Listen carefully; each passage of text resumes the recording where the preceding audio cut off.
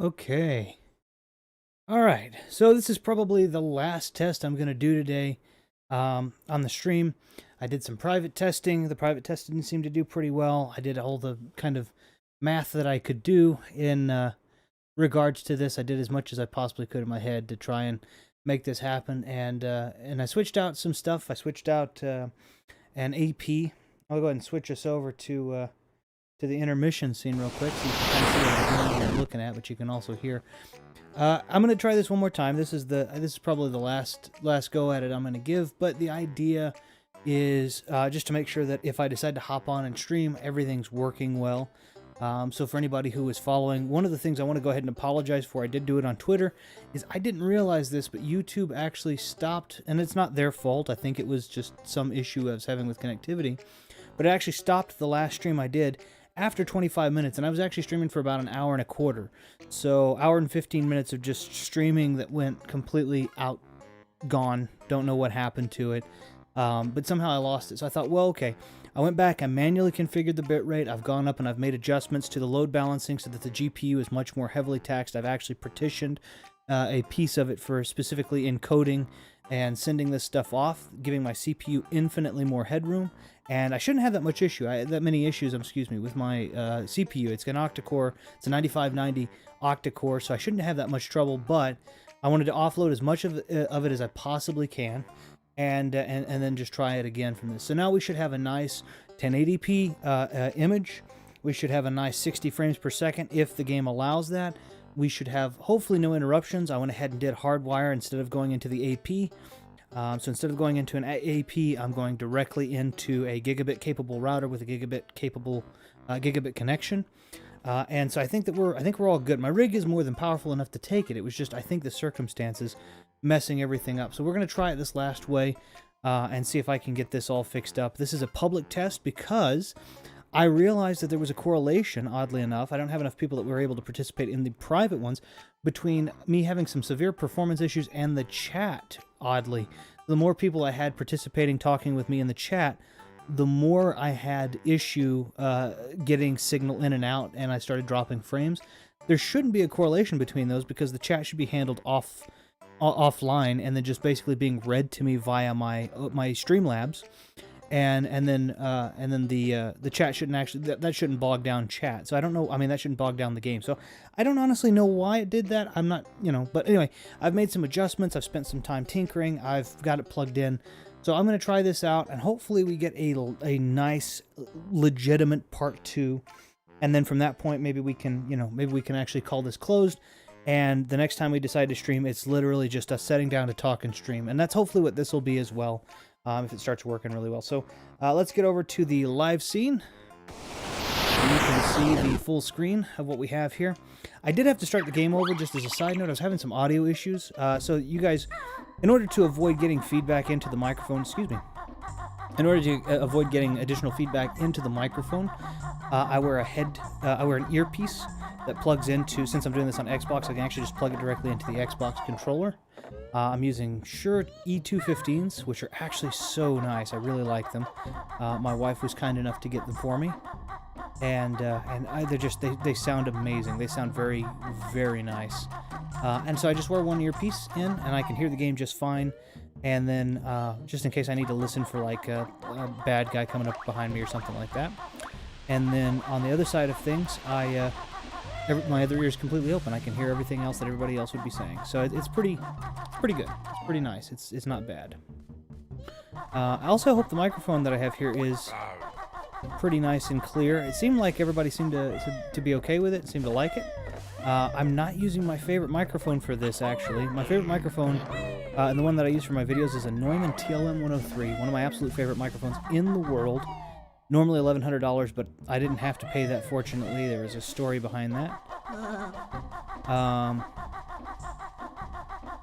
I don't think I have to do that pad, don't I? That's okay. So what I did instead is I'm using, I have 2 microphones hooked up for my stream in case my wife decides to join me, or in the event that I should have one of the members of the original crew decide they want to come by and stream some sort of couch co-op game with me. That'd be awesome. There we go. And So I've actually hooked up my two AKG C214 microphones, which I really like. I really think those are great microphones. But anyway, I had to start this over because I was having some sound issues, and even in the monitors, I couldn't hear. Even in my my headset, my monitors, I couldn't hear the game. So, all right. So I started the game over. It was an application-based issue. We're all good. So I'm gonna go and take a look. I think we had everything now from. We'll take a look. Let's see. 10, 10, 2, 2, 10, 10, 2, 2, 10, 10, 2, 2. So we didn't do Bubble Gloop Swamp, which is fine. It does look like Clanker's Cavern should go to Bubble Gloop Swamp. It didn't. Frizizi Peak is supposed to be... I always do Gobi's Valley before I do either of those. But we got everything from Frizizi Peak and Gobi's Valley, so it's just Bubble Gloop Swamp, which is good. So we'll do Bubble Gloop Swamp then. I didn't mean to do that.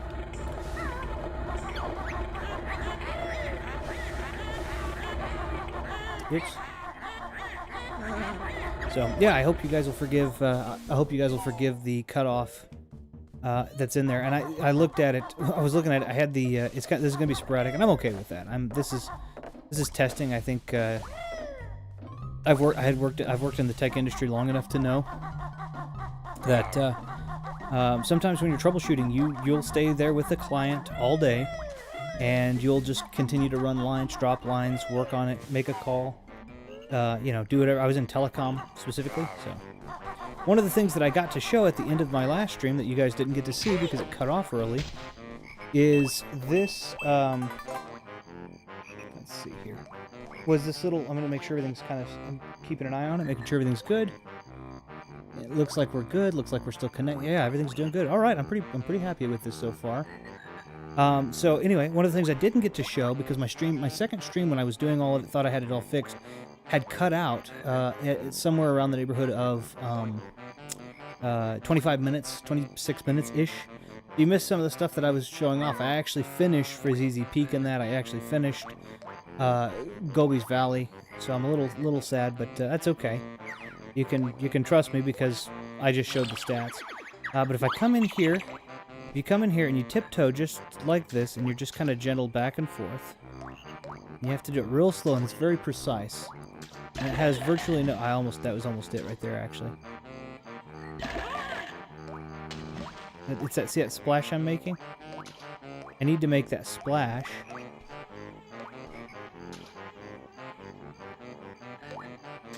I need to make that splash. I'm going to see if I can do it here again. Very difficult to do. It's very precise. But if you notice, every time I'm trying to go into the water here... here, let me go get some light. I'm going to try again, and then if I don't get it within a certain amount of time, I'll skip it. But yeah, if you come here, you notice how I'm getting that big splash ever so often?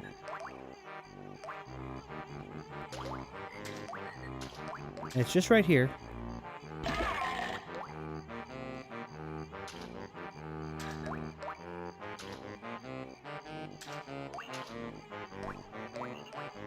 Of course, I start off with 3 lives again. I didn't realize that. There we go. Well, I got it on the last life. That's okay. The last bit. But you'll notice I kept getting bitten, and the reason behind that is that these are piranha-infested waters. But if you take a peek at me now, if you hit that little corner just perfectly, and it usually takes you getting bitten to hit that corner perfectly, you hit that corner just right, you end up being able to swim in the water because it glitches out and assumes that it's water and that there aren't any piranhas. And so since you're not... When you go into piranha water, you don't swim, you walk, right? The reason it does that is in this overworld, you are swimming, and it's like, there's not piranhas in water you can swim in. It's only in water that you can wade in. We're just gonna... So it wouldn't... Like, if I jump back in there after that honeycomb right now, I will get bitten because I'm back out of the water. But that's just kind of a neat little thing for you to see. We'll go right into Bubble Gloop Swamp. It's a fairly easy series of missions, but you do have to have the Talon Trotters or whatever they are, the tennis shoes.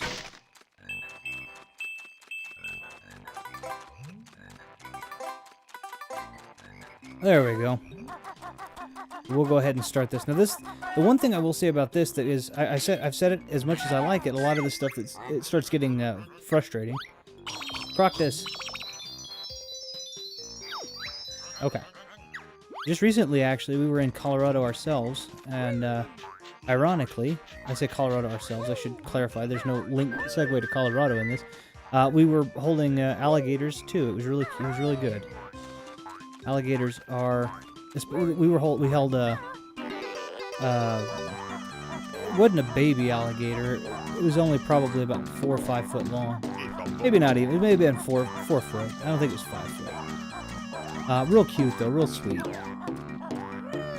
Didn't cause any problems. Very sweet. Very soft. Very sweet to pet. So I don't. Alligators are cute. I don't have a lot of issue with alligators. I think the most terrifying thing that we got to hold there, or was probably a macaw that was aggressive because he liked girls, and I'm not a girl, and so when he was held by a woman, and I came towards him again, it was like, nah, don't take me away from my girlfriend. It was really funny. The cute little bird. There's a macaw, big macaw, but very pretty. Alright, so what I was saying is, each of these levels are a lot of fun. I really like this world, but what does get a little frustrating, in my opinion, with this world, is, whoops, what does get a little, okay. What gets a little frustrating, my goodness, is the fact that, you know what, I'm just going to go and use these boots, is the fact that you end up with there's a couple of jiggies you have to get that are a little frustrating, because they are navigating in a short amount of time very narrow platforms, and the penalty for not navigating the platform not fast enough, accurately enough, is really frustrating. You just fall right off. You have to start completely over on that. It's frustrating. Okay, we'll go ahead and get some of these easy ones out of the way, though.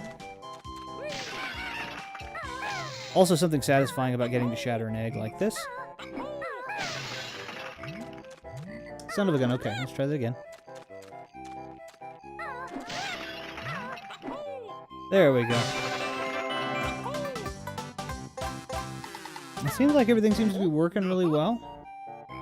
One of the things I did notice it was kind of odd is I was talking, and my viewers just kind of went from everything to nothing, and I kept going because I was like, you know, that can happen. Sometimes you can have viewers, and then those viewers aren't. Just they're not able to, or they don't want to watch anymore, and that's okay too. But after seeing that only 25 minutes of it was captured on the YouTube stream archive, I realized that likely was not the entirety of the case. So instead decided to do one more test, and thankfully I had the ability to do it. It's a Sunday, so it's the best possible time for this. Honestly, there's not much to be done on a Sunday. So for example, here I've got 45 seconds to walk up these this series of platforms where I have to turn the camera, or it goes behind other objects in the foreground. So, am I gonna make it this time? Probably not. Possibly, but probably not.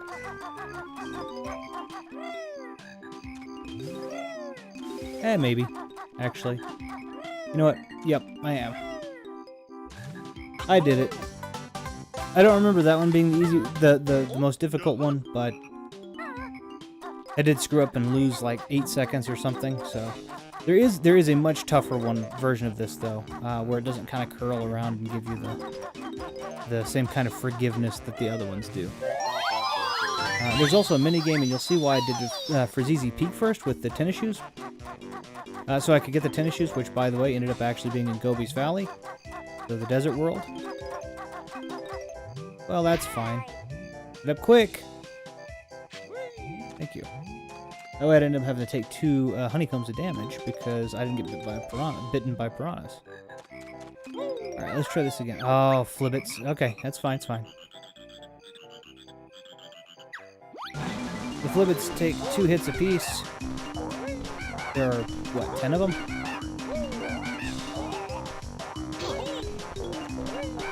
They are hard to hit because of the camera angle, not because of them genuinely being difficult.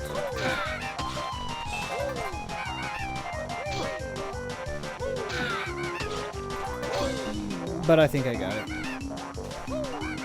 But you can see how, like, some of it looks like I'm, overlapping. There's also no invulnerability frames, so you can literally just sit here and bounce off a frog, lose all your health in a matter of minutes. Let's do this. Whoop. Give me that. You son of a gun. Last flip it.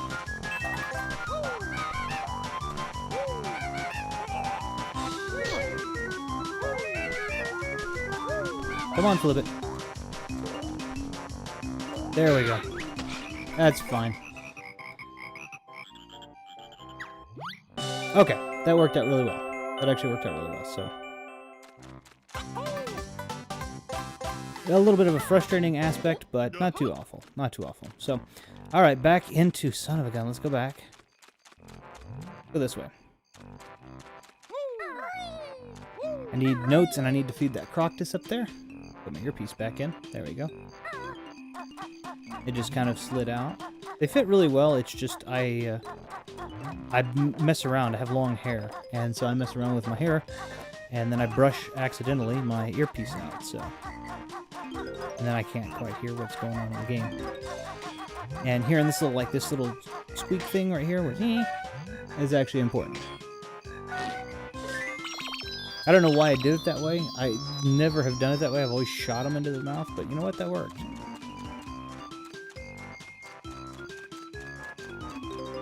Okay.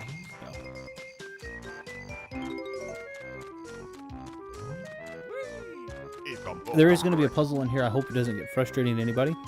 It is the walk and chew bubblegum of streaming, in my opinion. Or the equivalent of. And so I'm going to do that here in a minute. Or try to, at least. I think what I'm going to do first, though, is I'm going to come over here. And... oh, over here, actually. And I think I'm going to go ahead and take these notes.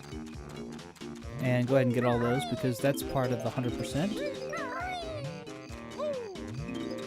There we go.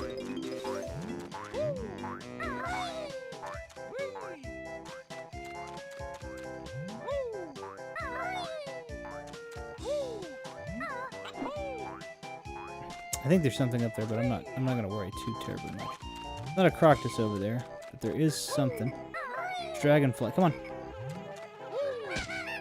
Actually gives me some health.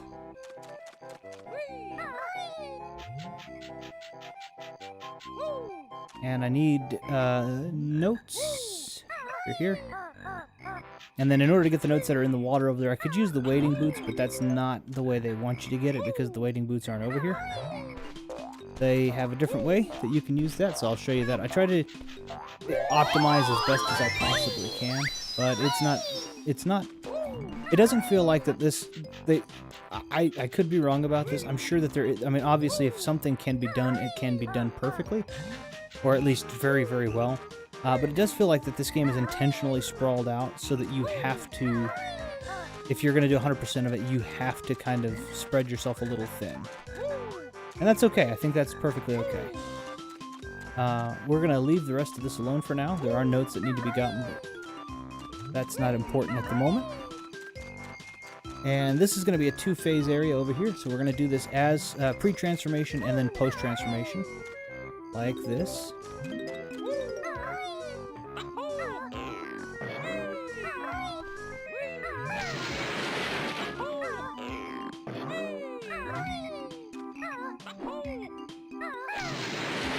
Alright.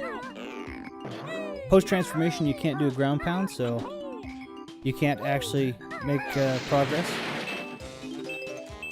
I also love that those notes, I always am worried those notes are going to fall off, and they do. That's good programming. They don't. There is a way to cheat that. I may not use it just because I've already gone so far, but I'll explain it as I go by so you can kind of see if you do this level first, you can kind of see what else is. I think it's this one over here. Yep, okay. And the perfect time to do this because that Croctus is here. First things first, we aim to hit the Croctus. They did give us a lot more, the Xbox version has a lot more precision. Okay.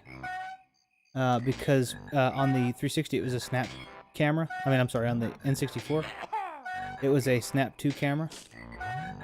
and so the camera would snap to certain angles versus actually genuinely letting you do whatever. There we go. That's fine. I could jump over across it, but it's just doesn't make sense. Well, that didn't make any more sense either. I need it though.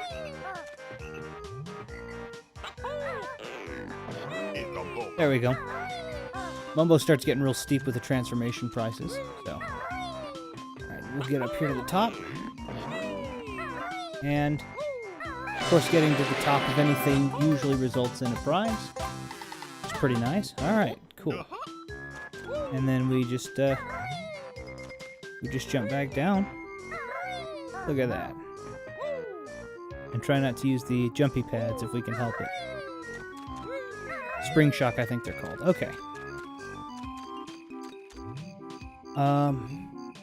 Which Croctus was it? It's not this one over here yet, is it? I think this is the last Croctus. Alright, that's Tank Top. We're gonna deal with him later. Fun fact, I think it may have been spawned from this, but if you ever played Diddy Kong Racing, one of the best racers in my opinion for the... Well, I guess one of the best racers in general, but definitely for the 64, I would say. Banjo is in that as a playable character, as is a little turtle named Tip Top.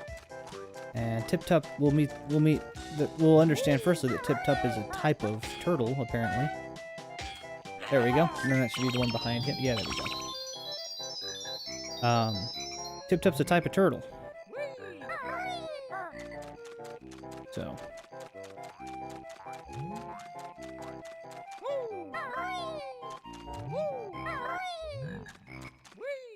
There we go.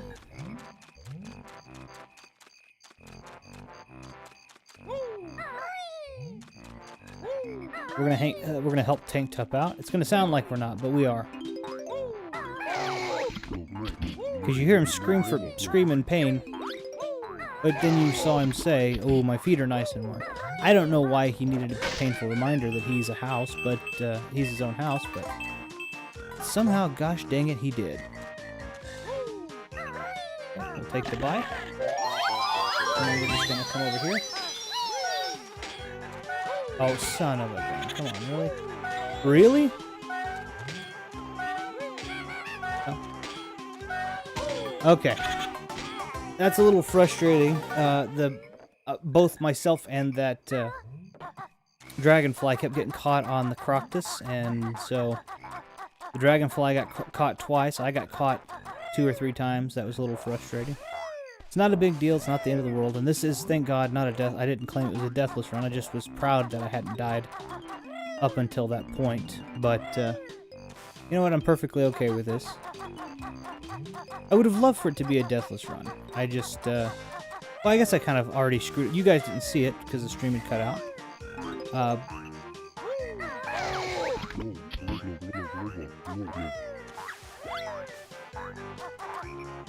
Okay, now one thing I do like, and the old N64 didn't do this, is so there's some things I am penalized for, so I have to actually start over on the Croctus feeding them, which is okay. But used to on the 64, it didn't have enough memory to remember what notes you had picked up. So when you died, all of the notes respawned.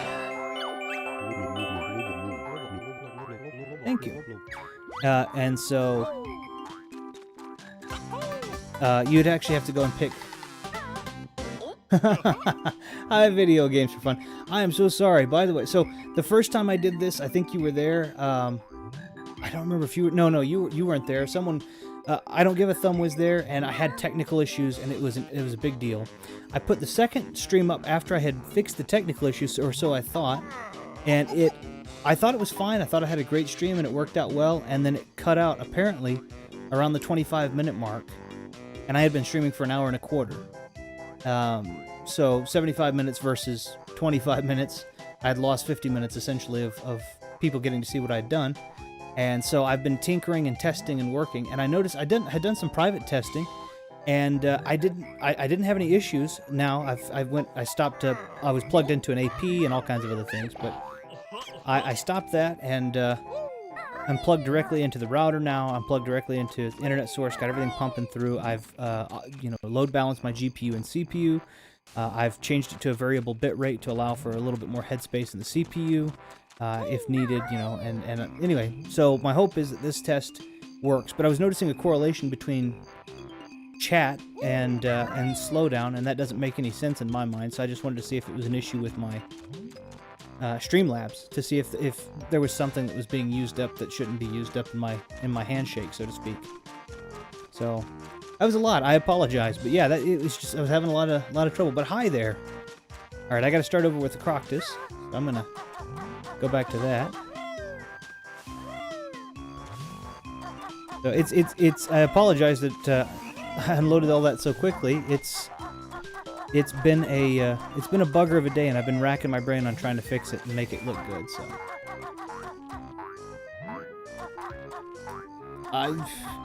streaming is a whole new ball game for me. I love making videos, but when I make videos, I use everything that I do can be reviewed before. And so, like, my audio is recorded, my video is recorded, all that's done separately, 2 different computers, 2 different, Streaming, it's all done right there, right then.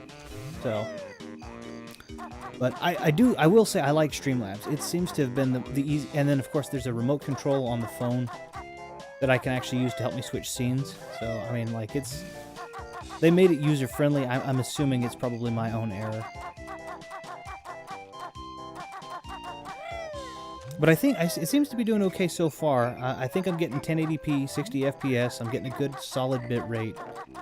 I think my audio sounds okay. It looks like it sounds okay. I don't know. I hope it sounds good. If it's too loud, let me know.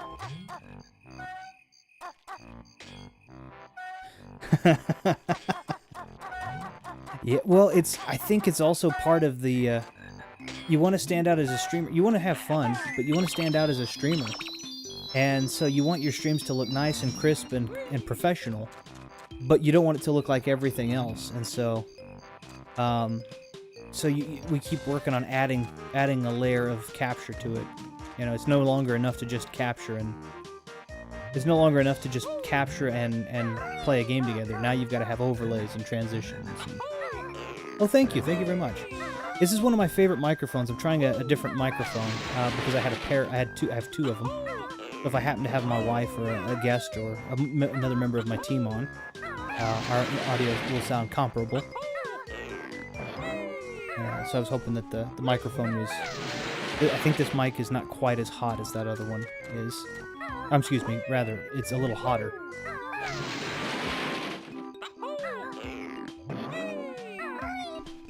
There we go. Alright, back to feeding Croctuses. But yeah, I made my channel originally for people to just have fun, but at the same time, I also wanted to look. There's an aspect of pride in making it look as sharp and professional and unique as possible. And one of the guys that I have that has worked with us on this channel since the beginning. I say since the beginning. He didn't get more involved until about 1.5 years in. But my audio engineer guy. Aaron is amazing, and I honestly don't know near as much. And since the quarantines and such, I don't know if I can say that on YouTube. It's been a lot more difficult to have him out here to look at the sounds and stuff. So I've kind of just had to go along with what he's taught me.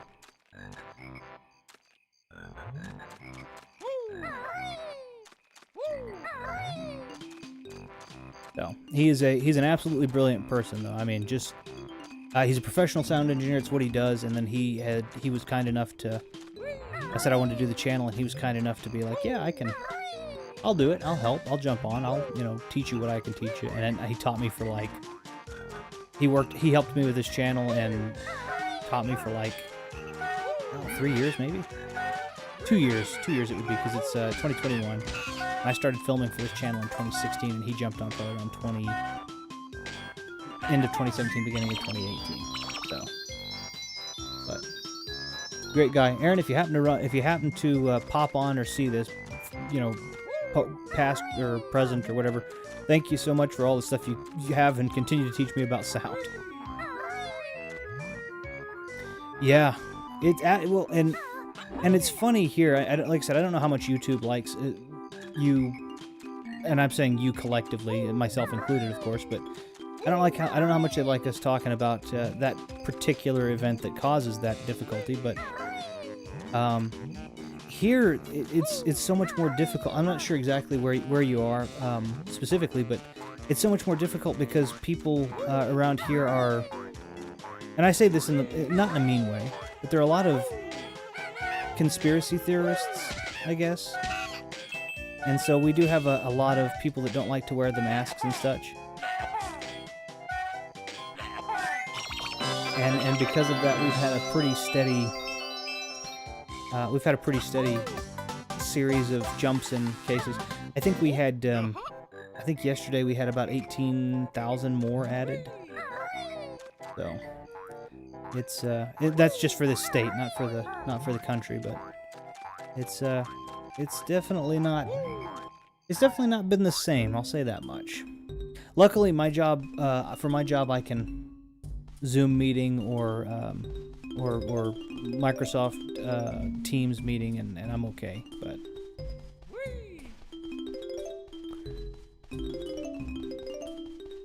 all right.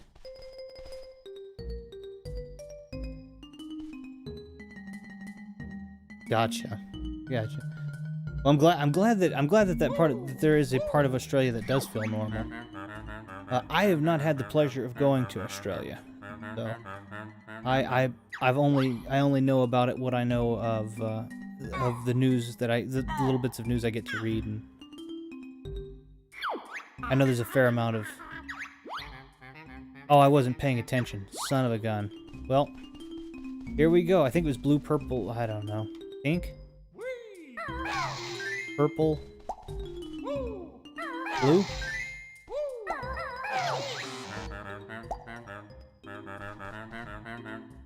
Yeah, no, repeat it. I didn't. Well, firstly, I'm gonna grab your Mumbo Skulls. I haven't had too much issue with getting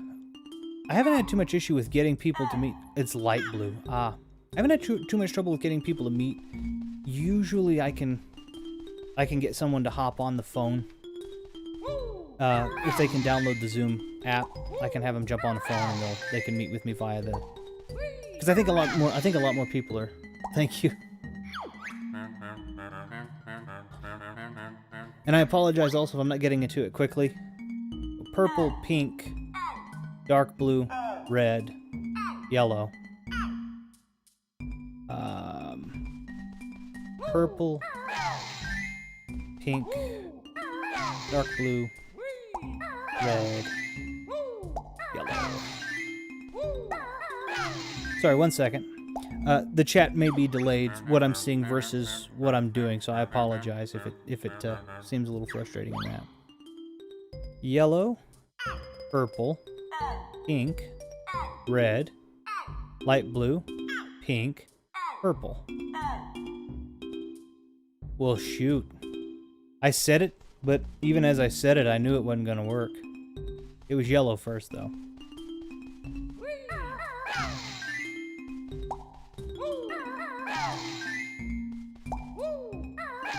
Oh, shoot. Pink? Light blue? Nope.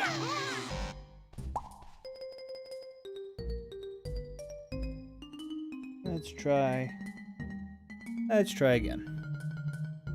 Alright, this is the walking and chewing bubble gum.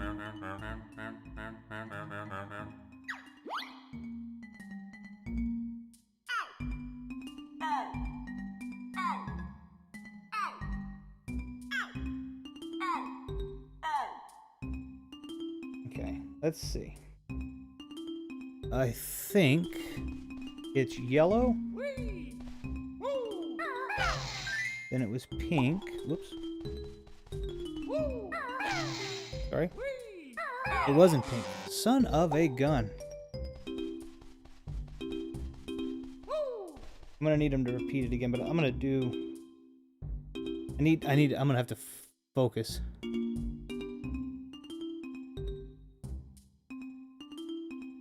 I'll tell you, that's why I stopped carrying... If I had music class anymore, obviously I've been out of college for...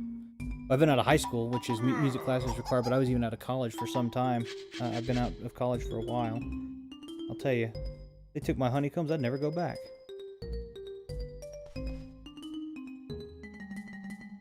Alright, let me try this. Okay, I just need to go closer. Okay.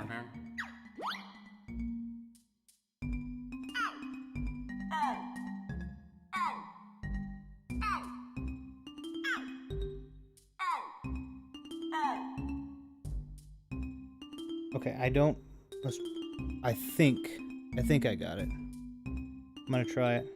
Yeah, that would be... Wouldn't that be gruesome, though, if you took a... I mean, I say gruesome, I'm not gonna try and make it that graphic, but if you, messed up in class and then all of a sudden your teacher, your music teacher decided, oh, we're gonna just stab him in the leg with a pin. Okay, maybe there's a little bit more gruesome than I had intended to convey, but the idea is there. Then it was... No, light blue, not dark blue. Light blue. And pink. And purple. Thank goodness. Okay, thank goodness.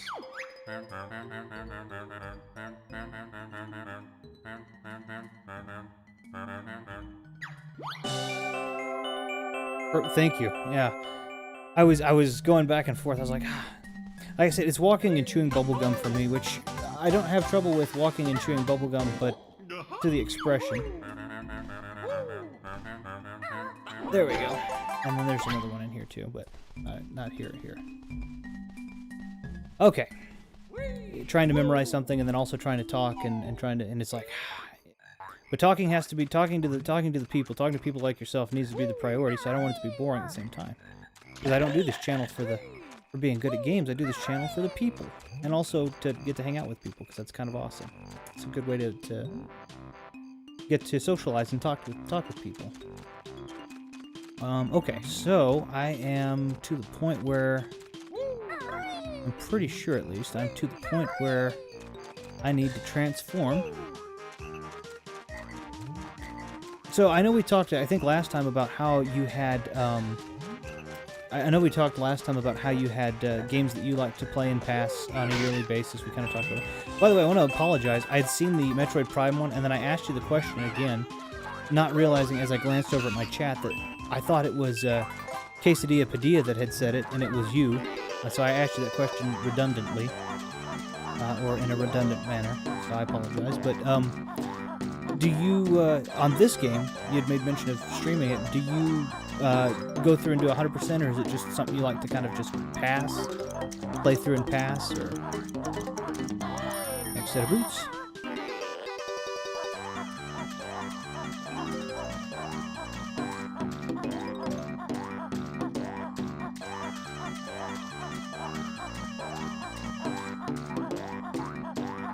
And I am playing this in a different order than I normally would play it, level-wise. Bubble Group Swamp would normally be my... Okay, alright. This is the I hate this. I hate this. I can do it, I don't like it. I hate it. This is one of the few that I'm just... What do you get, 10 seconds, I think? So. Luckily, it's letting me do it from this camera angle, so I'm fine. There we go. Gotcha. I gotcha. Definitely makes sense. Rusty Bucket Bay and Click Clock Woods are for people that have played it even a long time. Very confusing. Okay. Well, I got that one out of the way, thank goodness.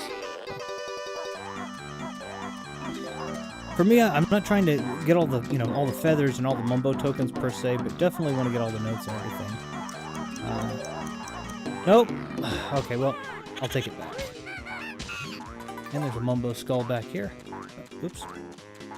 I do want to try, I'm not going to try too many times, but I do want to try the Tower of Terror. There's a kind of cheaty way to pass the Tower of Terror quiz. excuse me, more quickly than you're meant to. So I want to try and do that if I can. Alright, Mumbo, you have something I need, buddy. At least I think you have. Yep. Okay, and that's an extra honeycomb.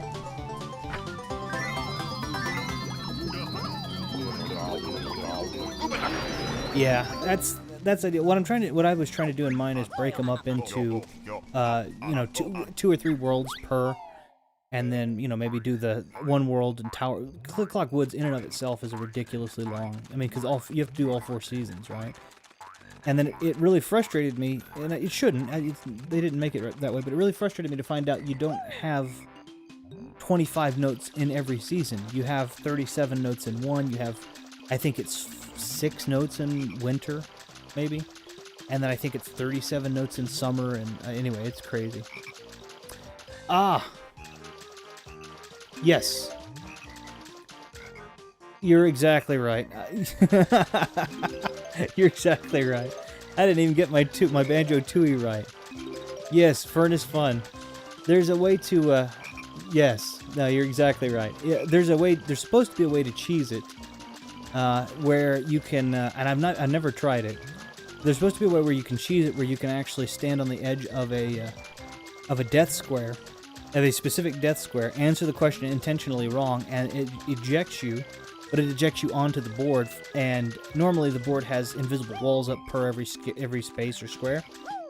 Those, because you broke the border, and it had to take those walls down, it supposedly lets you to just walk right on by. So I want to try that. I want to see if it works. But yes, Furnace Fun.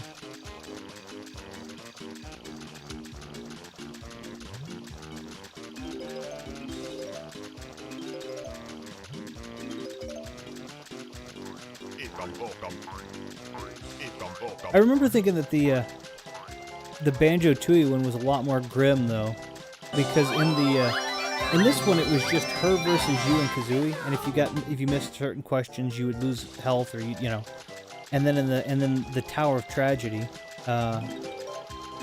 was you would I can't remember what her other sister. I know Blobelda, but I don't remember what the other one's name is. She crushes, literally, if you lose, in the end you win the game, she kills both of her sisters under a 1-ton anvil, or a 1-ton weight. That's kind of gruesome. Yeah, so it puts invisible walls up so that you won't accidentally fall off of the map, and also especially so that you won't advance. How many notes do I have? 94. I'm missing 6. What 6 notes am I missing? Oh, I know which ones I'm missing. I'm missing there's 3 in each of these his nostrils here. They put the invisible walls there so that you won't go forward before you're supposed to. There we go. And you supposedly can, like I said, cheese it is the word we would use. I don't know if we basically cheat. All right, Mr. Vile. I know who you are. This is one of my least favorite, in terms of, least consistent, not least favorite. I enjoy it. It's one of my least consistent ones, so I've chosen to get the tennis shoes. I usually can beat him without the tennis shoes, but it's not consistent.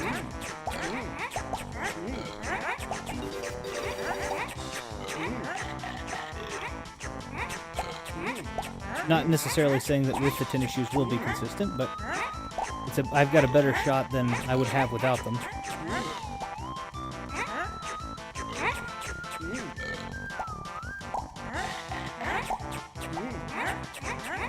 I don't have the healthiest of lead. I don't have a healthy enough lead for me to be comfortable about this.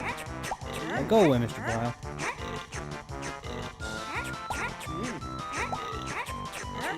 One of the things I do, I usually will stay in front of him and I'll just steal him from him. Like that. But it's real hard. There is a specific little area. It doesn't happen as frequently as I'd like, but you can actually kind of nestle yourself between the... There we go. Yeah. Yeah, I did. It's a... It's an American colloquialism. We call every shoe that looks like it's for training or running or walking or remotely sporty. We call them all tennis shoes. So,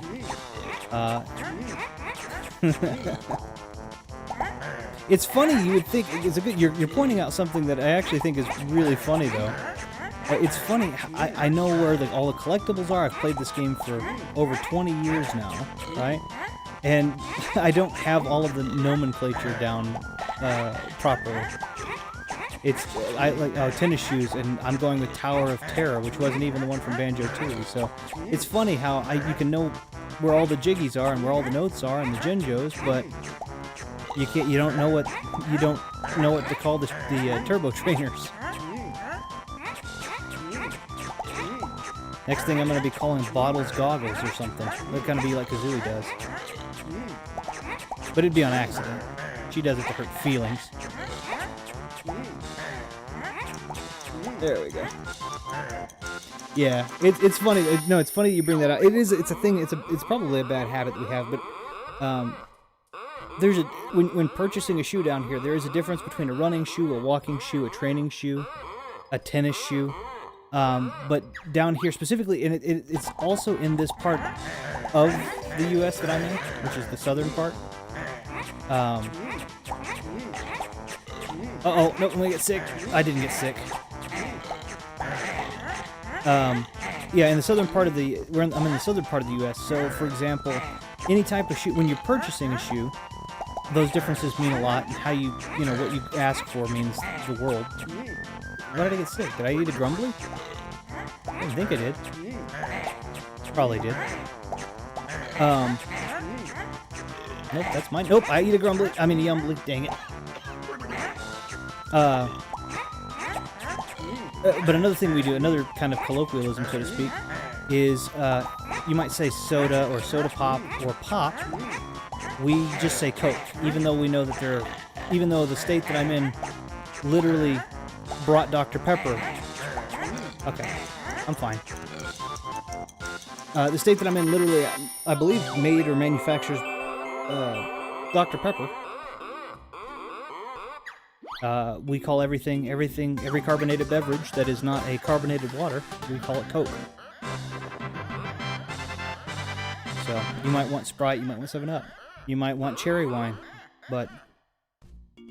Oh, no, I don't want to. Nope, I'm leaving. There's no reason to play this game for anything other than pride. He'll give me a 1-up, but then if he bites me, he takes one whole life. It's not worth it for me. Alright, I think we've gotten everything. Did I get everything? 100 notes. Yep. I did it. Alright, thank you. So we have a lot of... the South has a lot of odd colloquialisms I've learned. That they always just kind of came second. I've always lived in the South. So... Oh, no worries. No worries. I've always lived in the South, and I never realized how differently we speak. We're not stereotypical. One of the things I have noticed is like that we get stereotyped typically as unintelligent, which I don't really take a lot of insult. I don't much care, but then I look at the things that don't get stereotyped. I'm like, that's weird. Everything's Coke. Everything's tennis shoes. So.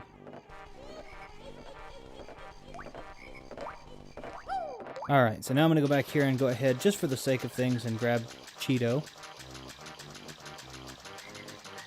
Just because he's in here.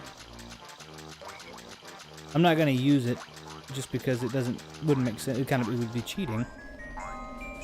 But I am going to... Nope. I am going to go ahead and make sure... I'm pretty sure that that's all that's in here is Cheeto. This is actually really, I really like, this kind of, I wouldn't say cathartic necessarily, because I'm not the one that did it. Yeah, it's just Cheeto. Okay, well, I'll talk to you.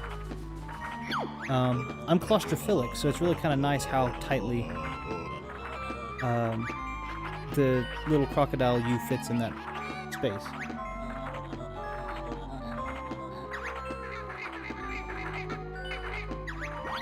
Was it blue egg? Red feather. Yeah, blue eggs. Okay. That's fine. I like this song. I like Cheeto's theme song. Okay. I'm not going to use it, but it's just... I wanted to make sure there wasn't anything else that I was missing in there. I didn't think there was, but... And there are only... as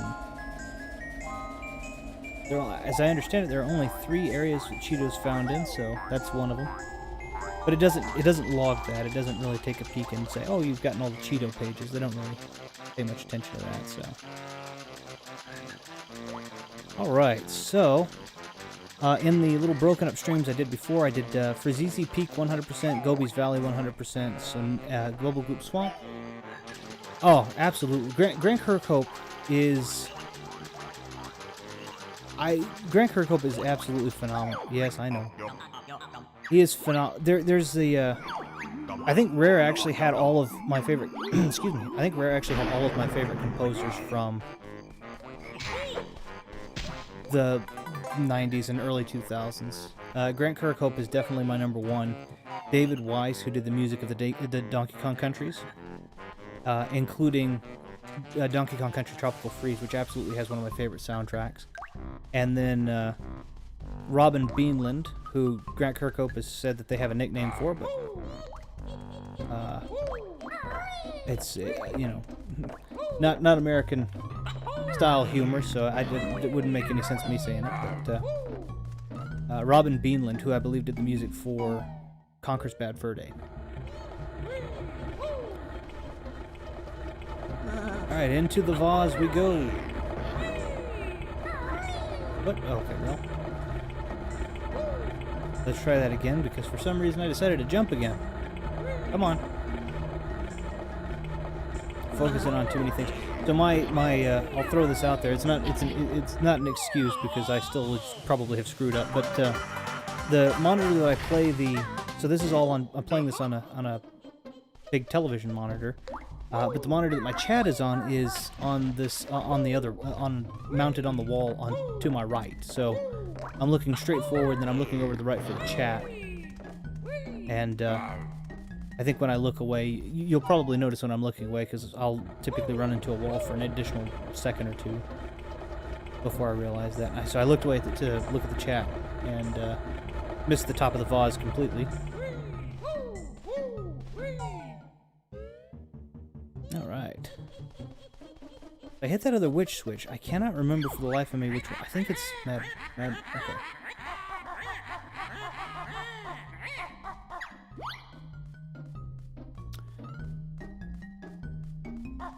I might have to have a refresher. So Koji Kondo, I know that's he's Super Mario, Legend of Zelda. Nobuo Uematsu is Square and SquareSoft and Enix and Square Enix afterwards. So I know he was that. Yasunori Mitsuda, that name sounds remarkably familiar, and Yoko Shinomura seems familiar. I can't. Is that Mega Man? It's not Mega Man in Castlevania, is it? Who is that? Which Castlevania music? If I had to pick series music that is, in my opinion, the best, Castlevania has that. But yeah, that's another Cheeto over there. Am I in the? Am I wrong on those, or is who are those last two? What are those? What are they known for?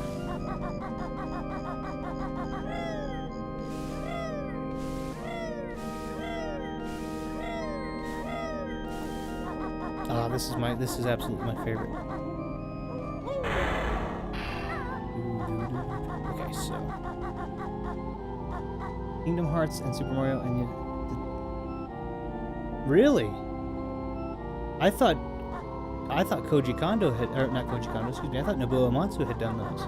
The Chrono Trigger Chrono Cross was not. Okay. I learned something new. And I can't remember yeah. That's definitely great music. Super Mario RPG. I'm not good at it. I would stream it. I think I would stream it, but the music of it is definitely catchy and fun. That's fair. Secret of Mana is a really good game, but I don't remember. I have to admit, I don't remember a ton about the music of it. And that sounds sad for me to say, but I just don't remember a ton about it. I should have. I didn't realize I hadn't done the picture yet. So let's just run over that direction real quick.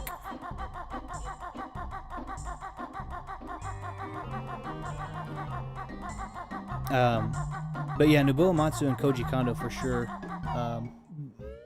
The Final Fantasy music specifically. I don't know. I know they did variations on a theme, but the Final Fantasy. Really? Okay. The Final Fantasy VII. Very cool. The Final Fantasy VII remaster actually had some phenomenal variations on the original stuff, which is great. Final Fantasy VII is not even my favorite Final Fantasy, and the music was just absolutely phenomenal. So, I guess are you? So I guess that's another question. A lot of people are. Are you? Do you happen to be a Final Fantasy? Let's see. I did a video about video game composers. I did top 10 soundtracks, including Banjo-Kazooie, Chrono Trigger, Mario. Oh, okay, fantastic. That's actually that's a really good idea for video. I don't know if I saw that one on your channel, but I'll definitely go and look for that. That's I love video game music, and I always have. I've loved video game music for ever since I've been able to play video games. Whoops, there we go. So, and Chrono Trigger music is so good. So, alright. I gotta remember, one of the things I realized is I remember a lot more about in the levels than I do about where the puzzles are to get into the levels. It's a little disappointing. I know Rusty Bucket Bay is over here, and I know there's a water level puzzle. And I'm gonna jump down here. It's kind of like what they started doing in Banjo-Tooie, but way less intense. Like I said, what I was saying last time I was on stream was that Banjo-Tooie, you have to be in one world to the next. You have to go from one world to the next to solve some puzzles and get some jiggies. And this one, at least, you do get to... okay. At least in this one, you know, you're kind of just solving them from one part of the overworld to the next versus this humongous other, you know... Top 10 soundtracks. One goes back to 2018. Yeah. Persona 5 soundtrack was really good, too. There was thinking of video games that have great soundtracks. I really, really like, depending on what kind of soundtracks you like, if you're looking for a good mix, or if you're looking for if you're just looking for good music in general, I feel like and definitely I'm a Star Wars fan, so this factors in. But I feel like, but I would say Jeremy Soule, in my opinion, was great, or I thought he was pretty great when he did KOTOR, and then he did Skyrim and Oblivion. And I really like Jeremy Soule. I think he's pretty great. And also Jack Ball, I think, too.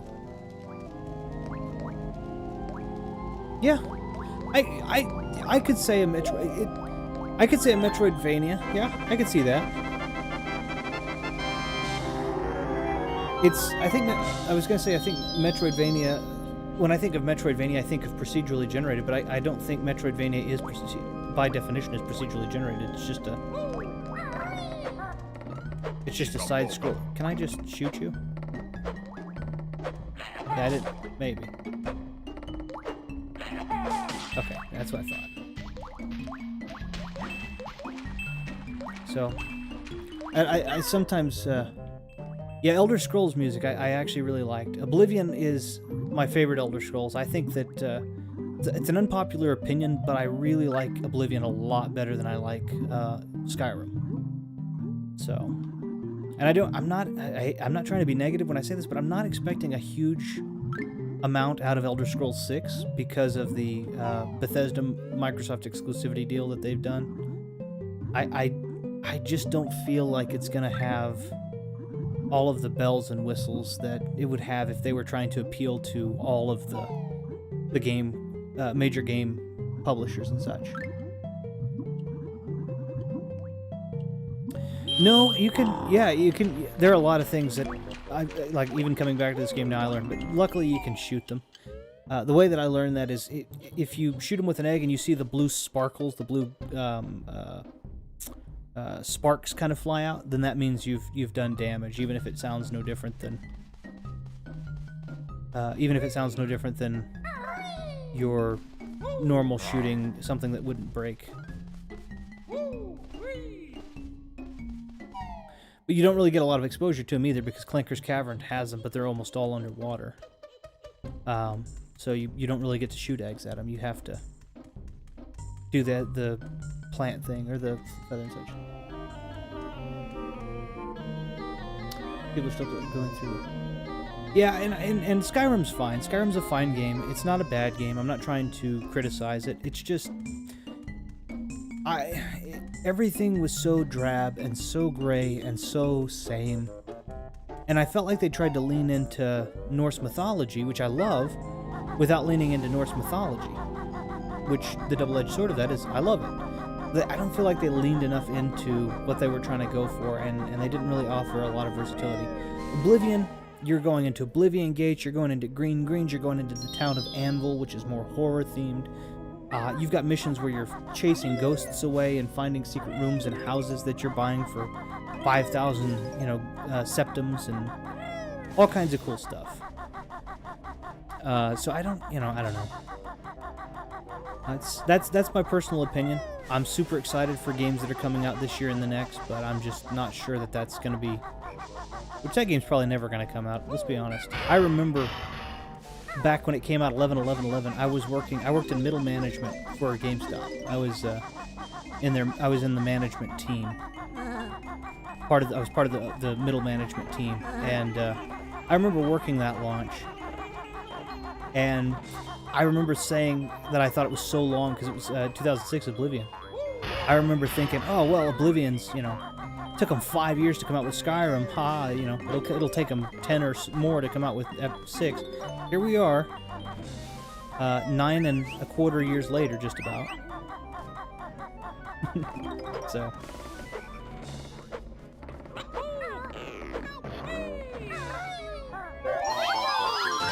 So I didn't realize my prediction was actually prophecy, but it looks like it is.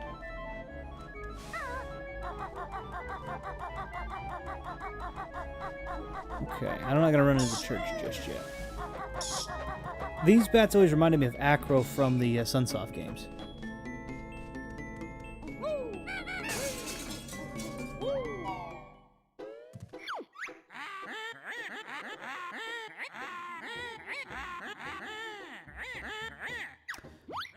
Okay, so I'm sorry. I'm gonna take just a moment to read this appropriately, because I'm glancing over there and I'm not doing it justice in my mind or out loud.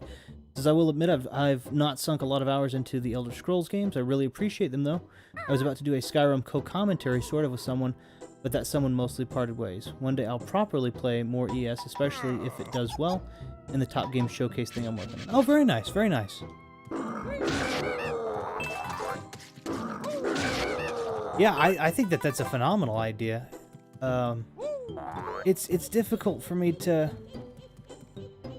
I don't know. I don't want to sound negative about it. It's just difficult for me to get excited about Elder Scrolls, and it has been ever since Skyrim. I was excited for Skyrim, and then I played Skyrim, and I'm like, this just isn't Oblivion. I know Oblivion's graphics aren't as good, but it just doesn't feel right. So yeah, I played it and I've passed it, and I've had some fun with it, but it's just not...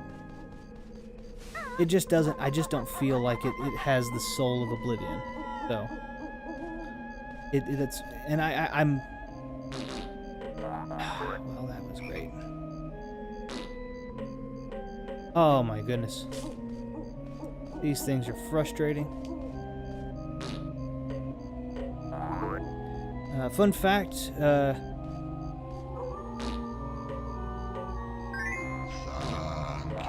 Grant Kirkhope had made mention that he had to put extra emphasis for Nintendo on the TH syllable of him saying thank you as these little potted things, because apparently when they kept hearing it back in the bit-crushed low resolution that was available at the time, they seemed to think he was saying a profanity before the word you.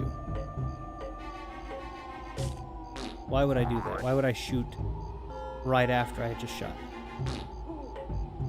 It's just... Thank you.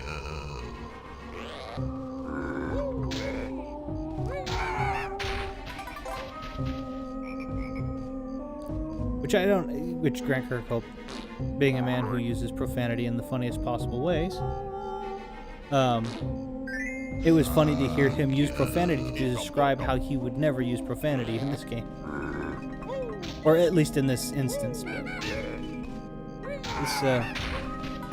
I would love to do an interview. I'd love to meet the man. He is fantastic. Well, actually, I highly recommend this. This is a different thing out there. It's on YouTube, though. It's a bigger channel than I am. But I highly recommend, if you have the opportunity, Family Jewels, who is a guitarist, actually did a video with Grant Kirkhope where they both are shredding on guitar to a medley of Banjo-Kazooie music, and it is amazing. They are fantastic. I think Oblivion I might have enjoyed the most. Of course, I got into the series through someone showing Morrowind to me. I do think that the combat in Morrowind is sometimes, well, what the pots say. Yeah. Yeah. Morrowind is definitely clunky. It's fun, it's charming, but it is antiquated, I would say, at the least. So. That was the thing, and that was the thing I think I liked about Oblivion so much. Come on. That was the thing I loved about Oblivion so much, is that Oblivion was easy. You pulled the trigger, you swung the sword, you shot the spell, you shot the arrow. It was the easy control schemes that we needed from Morrowind with the open-endedness that Morrowind offered. And there was versatility. You felt like you were genuinely exploring the High City, the Mage's Tower. You were infiltrating the Thieves' Guild. You were infiltrating the Dark Brotherhood, rather, not the Assassin's Guild, but that's essentially what they are. Go away, Echo. You felt like you were doing those things. It was colorful. It was vibrant. And then when you were in areas that were meant not to be so colorful and vibrant, then they weren't. They were, they were more deadened. They were more, but it just felt to me like that they didn't try as hard. They wanted gray, snow-covered, slightly Viking-esque, and so that's what they made, and that's what everything was. There was no extra. So, like I said, and Todd Howard. What disappoints me even further is Todd Howard going and saying better quantity of. Yeah, absolutely. Well, and the other thing that disappointed me was Todd Howard being very brazen about saying that he. That the team that he was with had just essentially put the Elder Scrolls 6 teaser out there to kind of shut everybody up about it. And I'm sitting there going, well, it's been 10 years, guys. It's been 10 years. Why would you... Oh, well... Let's try that again. It's been 10 years, guys. I mean, why would you want to shut us up? Like, just tell us it's not coming. Or tell us it is. It doesn't make a difference. But don't do it to shut us up. Show us some progress. Or don't. Yet again, make whatever games you want to make. But don't be disingenuous with it. So, and that's kind of where I am with Banjo 3E too. They've been recently talking about I think Grant Kirkhope, which I'm thankful for. He was one of the few people that I would love to listen to about it. Was saying that they are planning on potentially making a Banjo 3E, which would come out for Switch. I think that would be, or not for Switch, excuse me, for Xbox, and then Switch would likely get a port of it like Cuphead. I think that would be great, but don't just yank our chain about it, just tell us, oh, it's never going to happen, or oh, it's in the early negotiation stages.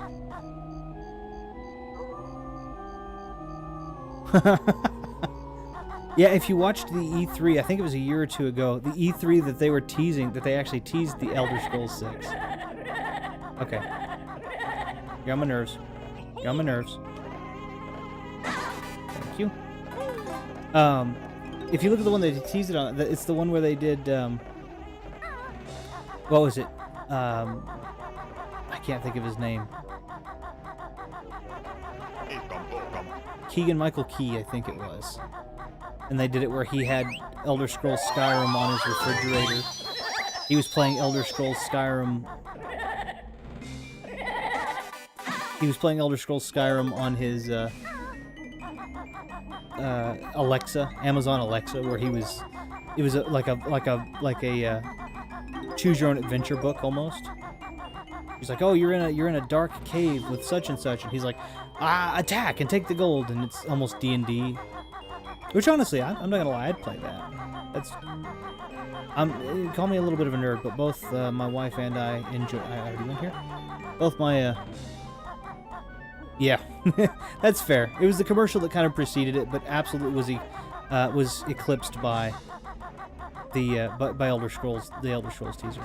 But my wife and I are both D&D fans. I was just saying we would definitely play the turn-based, or not the turn-based, but the Alexa, the Amazon Alexa version, or the Google Home version.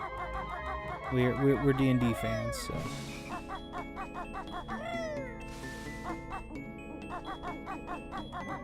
I gotta remember what in the world it is. I know this maze leads a couple of different directions, and I know I went the right direction, but I don't remember if I don't think I got all the notes. Missing something on there. Gotta remember. There's something about this maze to remember, and I don't remember what it is. The worst possible thing that could happen to me in this is happening. We'll call it. We'll just leave that alone for now. We'll call this good and just come out here. I know there's a part of it that I can walk on the top of, but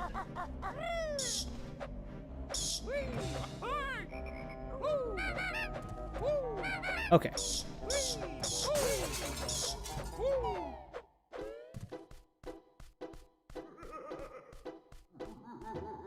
Yes, yeah, I was bringing up Jeremy Soule because he had done that, and in addition to Elder Scrolls, he did Star Wars Knights of the Old Republic, which I think has the first one, not the second one. Yeah, that's what I was remembering, but I was thinking that there was a note or something that I had missed. Okay, I remember that ghost is in there as well.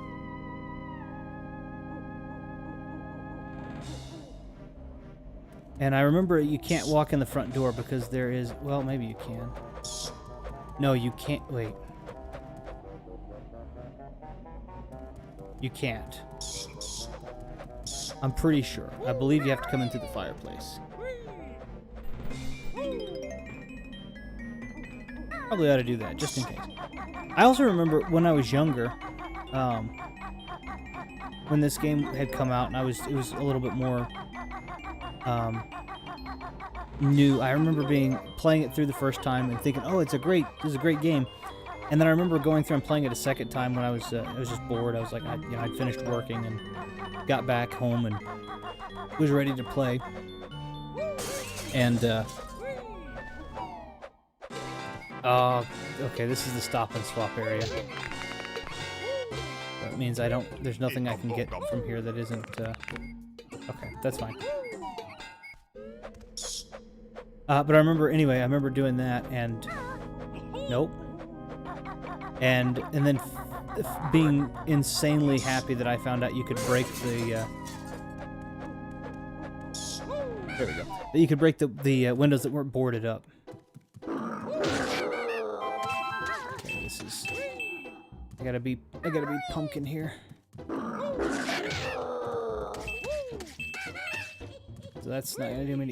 There's not a way to cheese it though, is there? I don't think there is. Yeah, there's not. They put too much of an invisible wall there.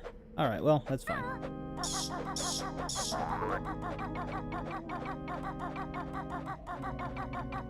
All right, I need up here, but I also need that bat not to mess with me. I don't know why I just got cold feet halfway through that jump. I didn't push anything. Okay.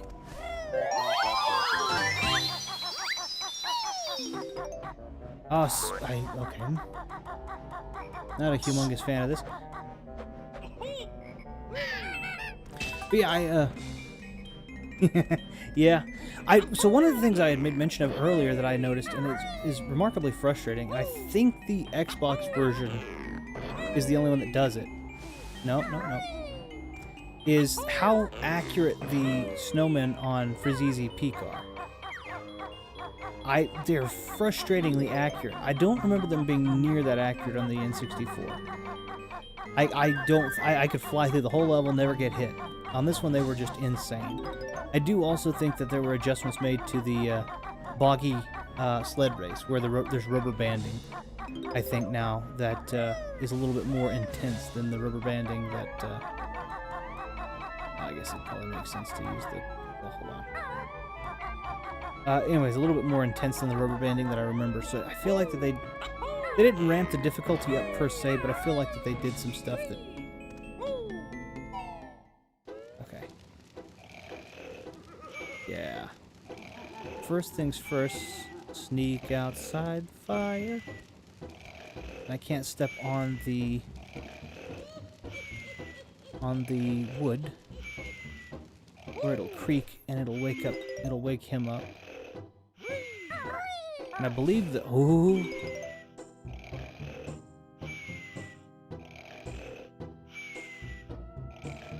yeah, that's, yeah, yes, absolutely. I remember, if I'm not careful, he becomes corporeal. But I'm fine. Also, shown and gone don't rhyme. Sean and gone would, but shown and gone do not. Shown and gone do not.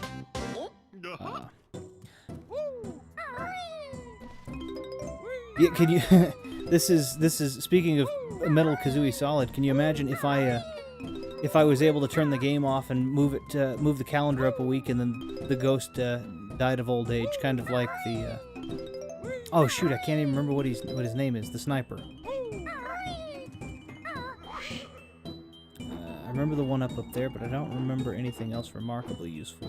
Okay, just the one up then? That's fine. Okay. I also don't think I can come out of this door, though, because I didn't open it up from the outside. Maybe I can. Aha, that's good. It's clever. It automatically opened it for me. Either that, or I did open it up and had forgotten. That's also absolutely possible. Okay, let's open the church, I guess.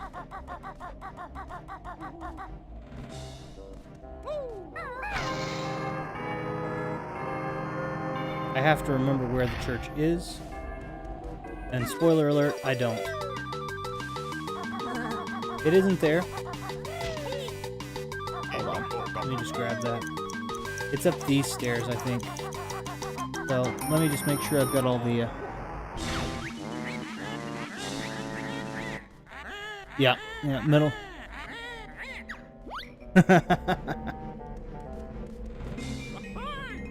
We get Psycho, instead, everything's animal themed here. We get Psycho Praying Mantis, who reads the memory off of my entire hard drive and ends up spending 2.5 days telling me what games I've played in the past year.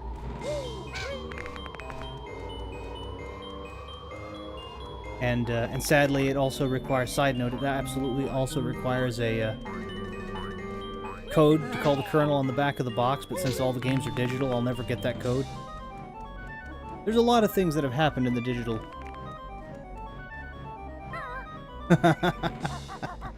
No, true. I gotta remember where the church is, because I know where I know the church is in relative to the entire game here. I mean, not the entire game, the entire map. I don't know where it is relative to the specific instance of where I am in the map, because that's the well, and then going up this direction is the shed. It's a gate next to it, isn't it? Or do I actually have to run around in a corner? I don't remember that. Like, if I just run this way, then the church is over. It can't be that, though. Right? So what's the easiest... Oh, I went around the wrong way. Hold on 1 second. I'm all turned around. Church is back here.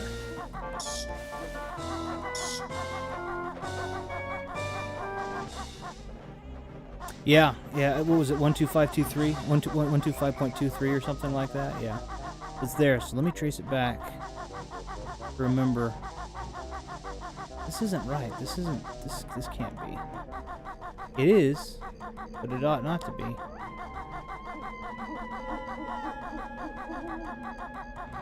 Did it really give me enough time to do that, though? Do I get 14 seconds, right? Okay, it was, so it's kind of where I was thinking, but also doesn't feel familiar at all, oddly enough.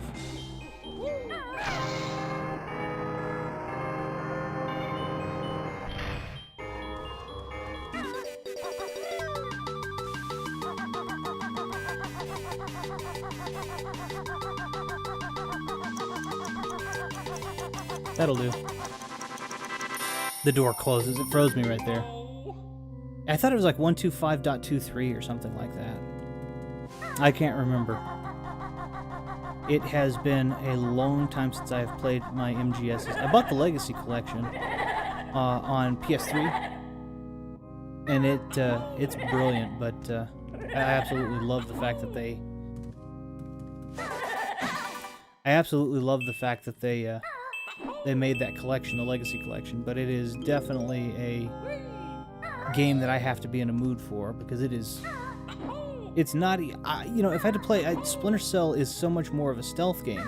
Metal Gear Solid is so hybridized that I have to really be in the mood for everything, as odd as that sounds to say.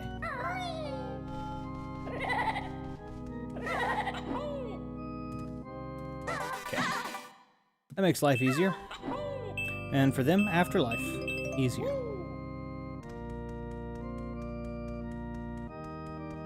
Yes. I think it's a total of 10 games on the entirety of that disc. It's those, and then it also has some, I think, other games that we didn't even get over here necessarily. It's such a, it was 1, 2, 3, 4. It was Peace Walker. It was, I can't remember. It didn't have Acid on it. I think was the only one that I noticed it didn't have. But yeah, it's such a good value. I think it was $60. $60 for 10 games, I think is what it came out with total. It's just such a good deal. I just, like I said, I really have to be in the mood for a little of everything with Metal Gear, but I do love Metal Gear. I do find it a little easier to jump into. I think I find it a little easier to jump into the new ones because they feel a little bit more not Call of Duty. I don't know how to think. Ghost Recon-ish, maybe.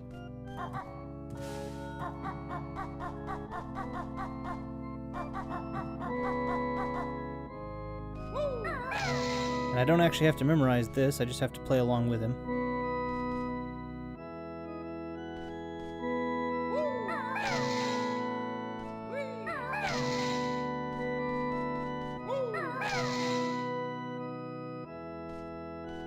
Oh, okay, maybe it was that I was thinking of. Not bad, Bear, but now what? Copy this and okay. But they didn't do anything that blocks you from just doing it right after he hits. All you have to do is copy it by actually hitting the notes.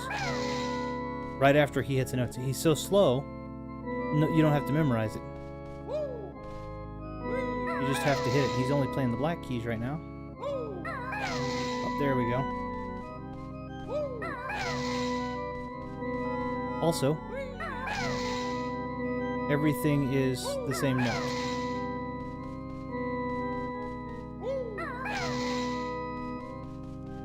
E. I don't think that's an E, actually.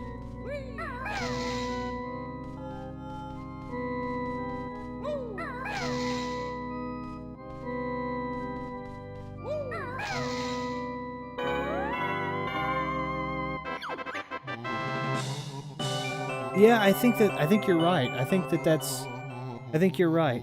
I seem to remember the notes sounding different in the N64 as well. Where in this one, they definitely are just the same note. You take a look at that music right there, and it's like, well, you had such great material, but your organ is broken. Only a B note.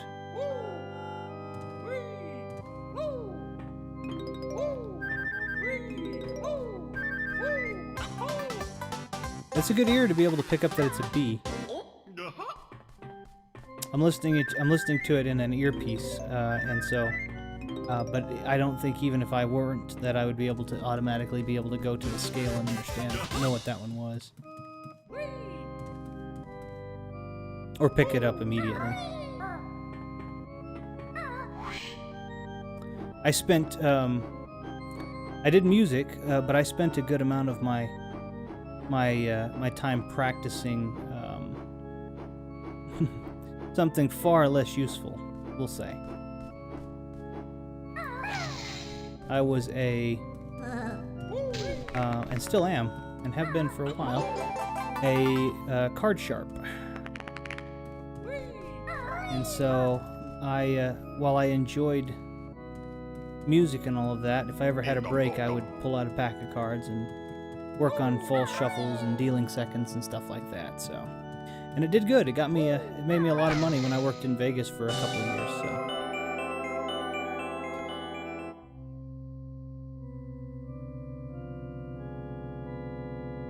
Yeah, it doesn't make any sense. This is so many more capabilities. They legitimately could have made the notes that Matson plays. All right, here we go to use that trick again. They could have legitimately made the notes that Matson played a song. You could have made it a rendition of the banjo theme. You know, variations on a theme, but they didn't do that. It was kind of a disappointment.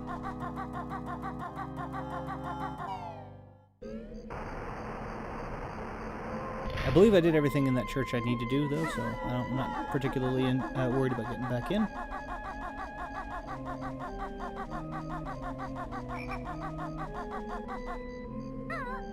I do think I have to go in the well as Banjo, though, for a bit. So I want to say that bucket had...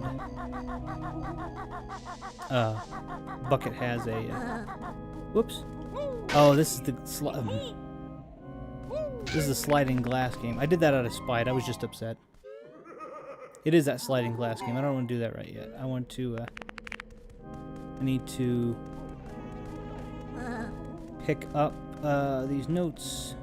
I'll go ahead and pick up the, oops. I'll go ahead and pick up the Mumbo Skull. What I wanted to do is, I was hoping that there was a beehive nearby.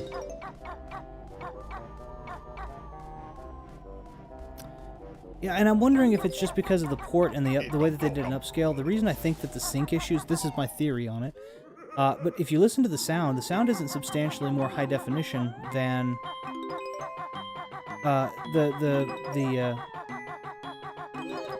sound of the port isn't substantially higher definition than the original Nintendo 64 one was. But with the video is absolutely upscaled, and as a result, you have, I think, desyncing issues when you, yeah.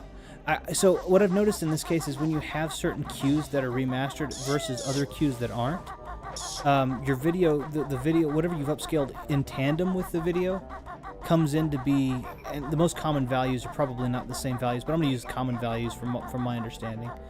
So, common value for example, my microphone, if I were recording this as a video, and there's no sort of like upscaling or anything, my microphone by default would be, let's say 44.1 kilohertz. Oh yeah, Canary Mary is ridiculous. I was making mention of her earlier.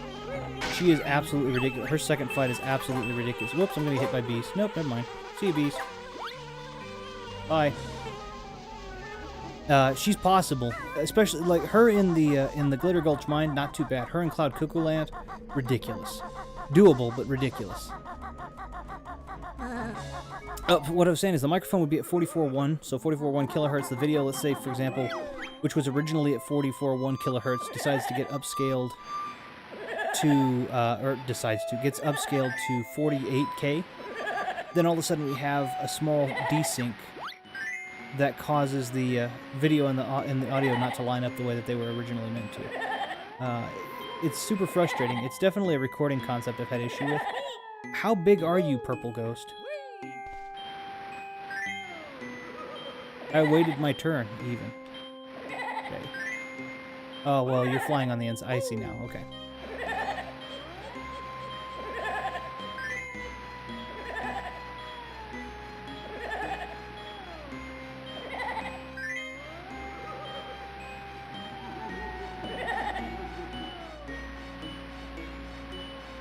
Where's the A?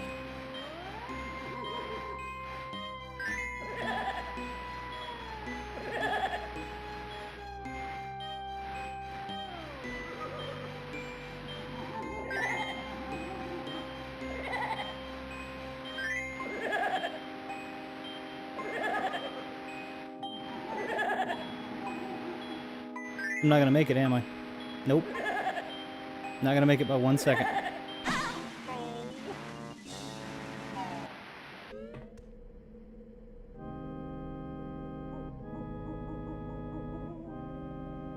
Yeah, it's the Canary Mary one is absolutely the most frustrating thing. Kalakukalan one is absolutely the most frustrating one ever. And I remember hurting my finger when I did it on the 64, but I will tell you that I think I've only passed Banjo-Tooie on the 360 twice. So, umbrella emblem for Resident Evil in this room. In this one? Ah, you're right. I see it now, right here. Huh. Never noticed that.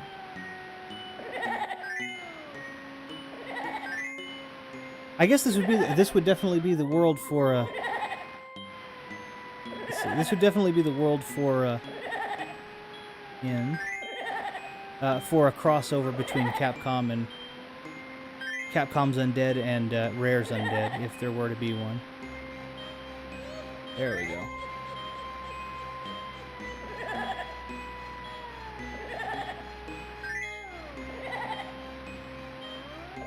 Go ahead, you can go. Where's that A? Oh, there it is. A.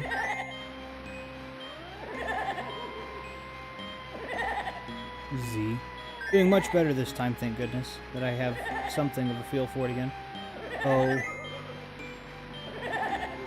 The purple ghost is frustrating though, cause watch. Oop, never mind, did get me. Thought it was gonna get me. Yeah, this would be that would be kind of cool. All right, Tumblr.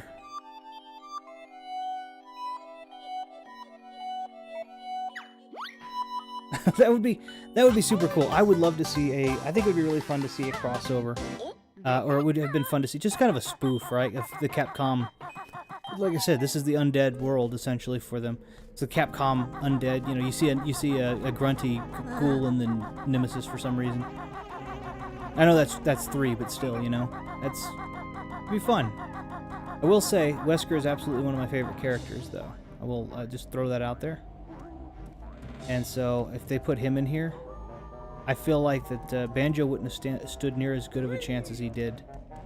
I feel like that this was.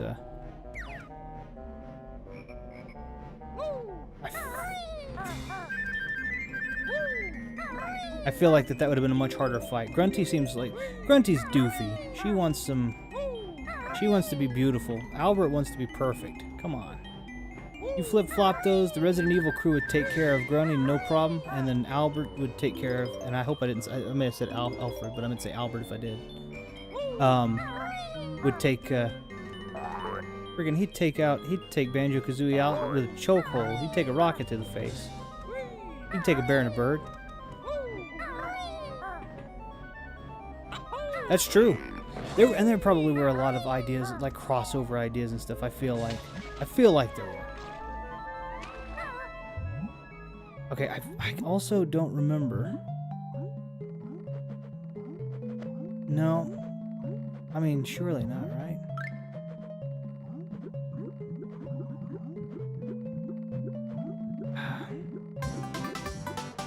I still have to come back down here as the pumpkin anyway, though. Because I gotta get those notes. Son of a gun. No, not with Kazooie, the master of lockpicking. They would almost have been a Banjo-Kazooie sandwich. I love the original frickin' voice acting. It's bad in the best possible. Whoops, my earpiece fell out. It's bad in the best possible ways. The new versions are awesome, by the way. Resident Evil has really become, like, it's so interesting, especially seeing Village. It's so interesting to see how far Banjo-Kazooie, how far Resident Evil has come. It is amazing to me. I love that, so. I'm stoked for Village. I'm not... Okay, well, that's fine. I don't really care about any specific character, just the entire thing feels, I don't know, it just feels scary in Not scary in like I'm scared, but scary in a way that's like, oh, I'm in for some surprises.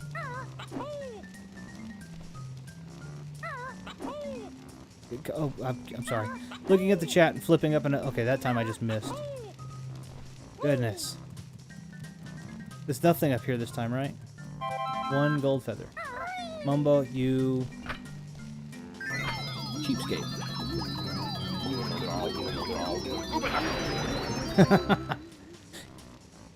Do you ever notice? As a side note, by the way, best transformation in the whole game, in my opinion.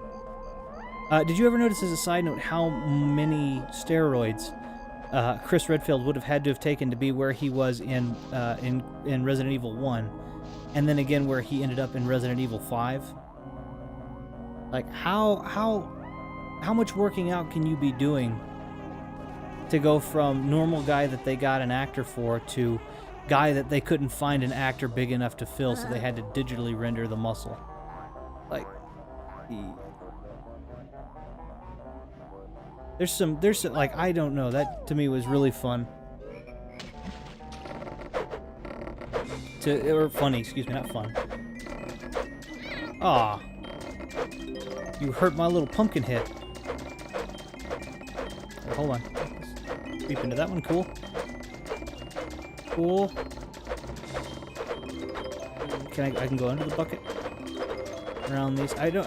I'm glad I did it this way though, instead of doing it the swimming banjo way, because this would have been, this is much more not perfect, but definitely more precise. What are we at? 78 notes. There's not one over here.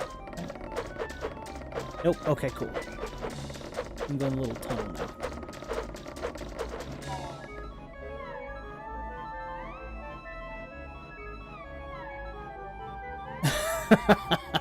Yep. Yeah. Oh, man. Yeah, Mumbo always wants to, if you notice the first, so I think I made mention of this yet again last time. I was so excited originally because the original backstory in the manual for Banjo-Kazooie was that Mumbo was cursed by Grunty to wear the shaman's mask that he wears. And that once she was defeated, he would be able to take the shaman's mask off. I thought, oh, that's so cool. That's such a cool story. I definitely want to see that oh my goodness, I forgot to open the basement. I knew I was forgetting something. I couldn't remember what it was, but I knew I was forgetting something. I'm gonna go do that real quick, because if not, I'm not gonna be up. Things are messed up. So anyway, the original story in the manual was that Grunty cursed him to wear the original shaman mask. And I thought, okay, that's fine, you know, whatever, wearing the original shaman mask. But then it was, oh, but when she's defeated, it'll come off. And I was like, oh, that's so cool. I can't wait to see what he looks like without the shaman mask. Because I always thought he was like a Jinjo. Or maybe he was a regular human, or maybe I wanted to see what he looked like. The end of the game comes, Grunty's defeated, and all of a sudden, you know, when I'm expecting to see the mask disappear, nothing happens. And then in the second one, they dedicate it even harder. His mask becomes a helmet, so now the back of his head. Mask, yeah, that would. Oh, son of a gun. So that was kind of my thing. I was thinking that. I was like, my goodness, I would have loved to see that. Well, anyway, they go into Banjo-Tooie. In Banjo-Tooie, he's got more of a mask than he's ever had. Come here. Okay, he's got more of a mask than he's ever had. Nope, already got it. So I was a little bit disappointed in that. And still am. Really wanted to see what he looked like. Well, I can't help you, bud. I don't know which one you're in. Yeah, there's the Chiggy I was looking for. So, but I will say, that did lead to one of my favorite bad guy encounters in Banjo-Tooie, which is Mingy Jonjo? I don't know exactly. I would assume that it's Mingy Jonjo. I thought that was really cool. I liked him. Contextually, it just made sense. Oh, that's real fire. It just, I liked it a lot. It was kind of like, oh, okay, well, you're taking the mask off of the mask. And I thought that was really cool. So, all right.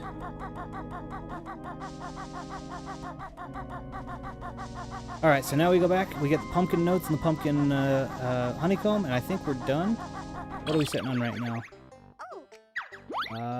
82, 7 to 10, 1 to 2. Yeah, okay. And I know where... I'm pretty sure I remember where the remainder of those are, so I think we're okay. We're good to go. And I'll probably call... I definitely will call the stream after this, just because this was intended to be a... This ended up being a much longer test than I intended it to be over the course of today, just because of all of the issues I had. Yeah, it absolutely is. It was such a cool idea, though. And it was also one that I felt like had enough of a pattern that I felt really cool when I was beating him, because I was like, I can beat him without any sort of issue. I think everybody has a boss like that, you know, some people thought was hard, or some people might have thought was hard, but they could beat him because they saw the pattern right away, and it's like, oh, I can do it without getting hit. Yeah. But yeah, anyway, this is probably going to be the this is probably the longest test stream that I've had. It looks like that it's, after doing all the load balancing and connecting directly to the router, it looks like everything seems to be working actually really well. On your side, you said that the sound mix was pretty good. You haven't had a lot of frame buffering, frame stuttering, artifacting, any of that, have you? Everything kind of come through nice and clear and nice and high frame and all that good stuff?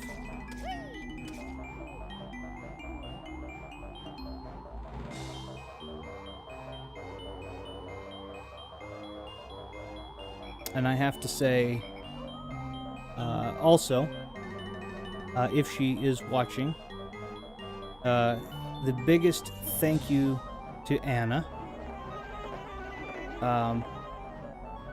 Anna, my wife Anna, for being so patient and so understanding and so supportive of me toying with this for 70% of the day. I want to say thank you so much for being such a sweetheart about everything and helping me even. As always, you are absolutely the sweetest. So, there we go. Thank you. Okay, perfect. Thank you. That at least means that that all of it wasn't for nothing. That's a good thing.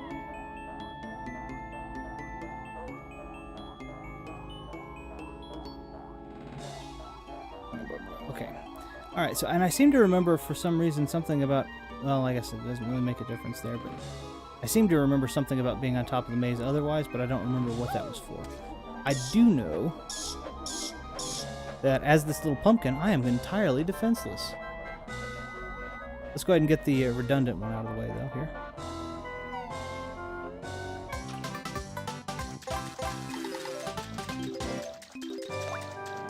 And get the notes. Perfect. And of course we have the one just going upstairs and stuff. Oh, did I make a mistake?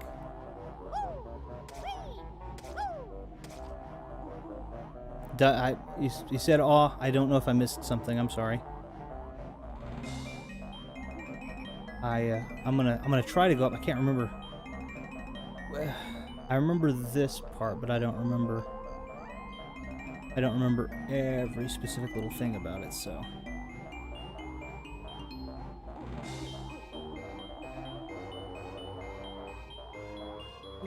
Okay, there we go. And so now I can jump in windows and such. I can't use the little jumper thing, but that's okay. This is the torn floor. Perfect. I can go ahead and heal up a little bit with the bad guy stuff I killed from earlier. Oh, you son of a gun. Okay, now I need to remember I know that there's more.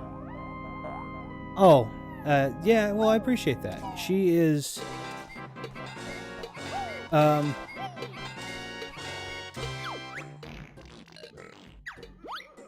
thank you. She is super, super great. She is so supportive and just sweet, and I literally, there we go. Not only could I probably not do it without her, but and not only would I not have done it Not only would I... Okay, how do I say this?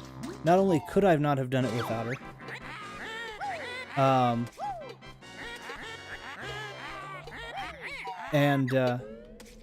I wouldn't even have known to or thought about, you know, trying it out, trying streaming out. She's just super supportive. She's very sweet. If I want to do something, it's, you know, I mean, obviously there are times where if I say something, she's like, you know, I don't know if that's the best time. She can be the voice of reason sometimes, but then a lot of times if there's no, you know, if there's not a reason that we shouldn't or couldn't or wouldn't want to do something, she's just, yeah, let's do it. Do you need help? Do you want me to? I mean, she's just, I'm not, I mean to, I don't mean to down anybody else's wife, spouse, or otherwise, but I mean, I got lucky and found the best woman ever. Yes, I completely agree. So, but yeah, I can't gush about her enough, as I'm sure you can now tell. But go away. Quit it. I gotta remember. There's a thing. I need to be on that pipe on the very top, and I can't quite remember exactly how I meant to get up there.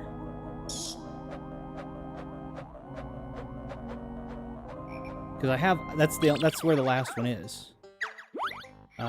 Yeah, 9 of 10, 87. Yeah, that's where the last one is. So I need to remember how to get up there.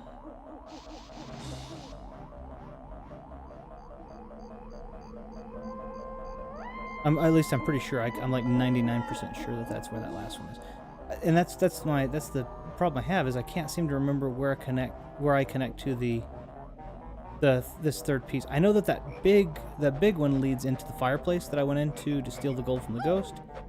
That can change his consistency. Yeah, that's what I was thinking too, but I don't remember one that takes you up. I remember plenty that take you down, but I don't remember any of them that take you up.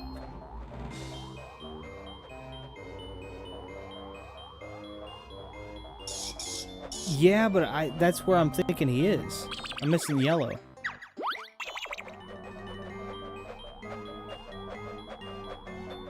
And I seem to remember him being... I could be completely wrong. I'm wondering... But I'm pretty sure he was up in like a... I'm pretty sure he was up in like a...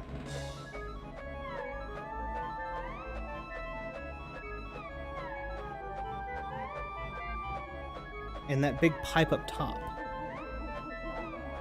But I can't use the jumpy pad, can I? No, I can't. Yeah, I'm seeming to... I was trying to look to see if there was any, but I can't. Is it... not that window.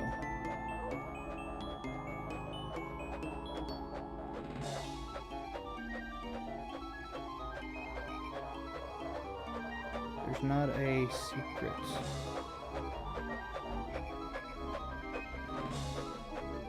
I don't remember how to do it.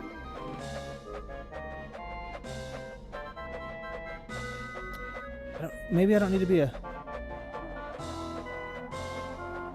Okay, I remember where... I'm pretty sure yellow's in the third story. Because I seem to remember there being... Oh, this isn't Mumbo's hut. But I don't think you have to get him as a pumpkin. I honestly, if I'm not mistaken, he's in the third floor. But I think I have to use the shock spring for that. Because I seem to remember there's a room that I haven't gone to. Yeah, that's what I was thinking. I didn't say the bed, but I was thinking that there was a bed. I'm pretty sure it's on the third. I'm pretty sure it's on the third floor.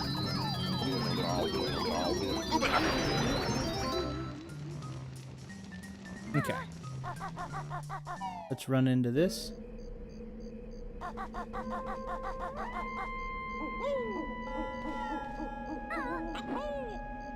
Okay. Yeah, I'm pretty sure it's on the third story. The thing that's going to be a little bit frustrating to me is if I end up if the remaining, because I'm missing what, 13 notes? If the remaining 13 notes don't happen to be up there. Because I don't remember the positions of those perfectly. The game has enough flow to it, in my opinion, that it does a pretty good job of... I can't do that. See. There's a shock spring around here somewhere, isn't there?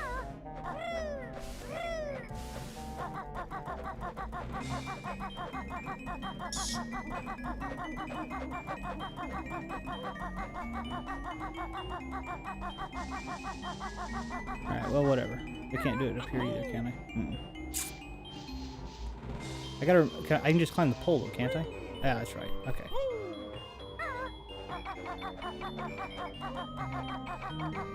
So here's the shock spring.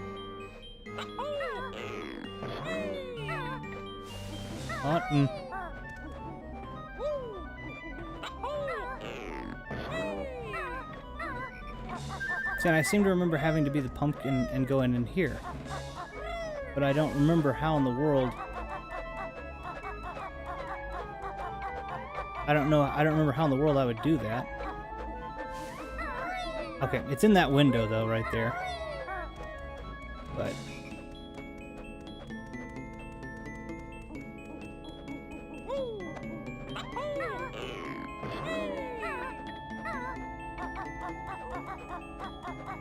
And that's what for Banjo that makes sense, but for the little pumpkin to go up in that little chimney there is what I'm trying to figure out, because I feel like that... Are you kidding me?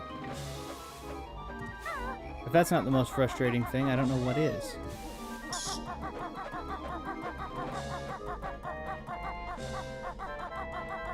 Oh, the one next... There's one next to the spring pad I'm missing?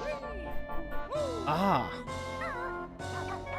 Not that one. Oh, okay, I see what you're saying. I see where you're going with it.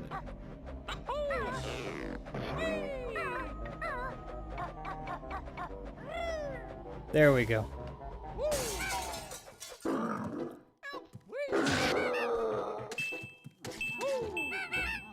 There's 4 of the notes, which means I'm missing 9.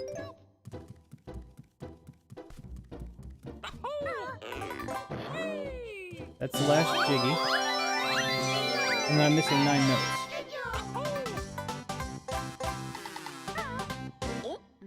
Alright.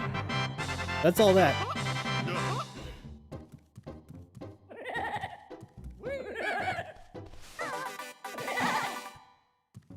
I'll tell you, it took me a bit. It took me a bit to figure out you could do that with the ghosts. I want to open that chest. I don't know that you can, but I want to. Yeah, alright. Doesn't look like it. I didn't know. They've put some secrets with the stop and swap especially. They put some... Oops. They put some... Come on. They put some secrets inside of... Banjo? Quit. Come on, man. I was thinking that they might be... 9 notes is kind of an odd number, but it seems that Rare does like to do things in sets of 3. I was hoping that they would probably be in here. Which is probably the room you're talking about. Yep, looks to be. Okay. There's 99. Worst possible thing, they decide, oh, that's it. There's the 100th note. Okay, come on. Alright.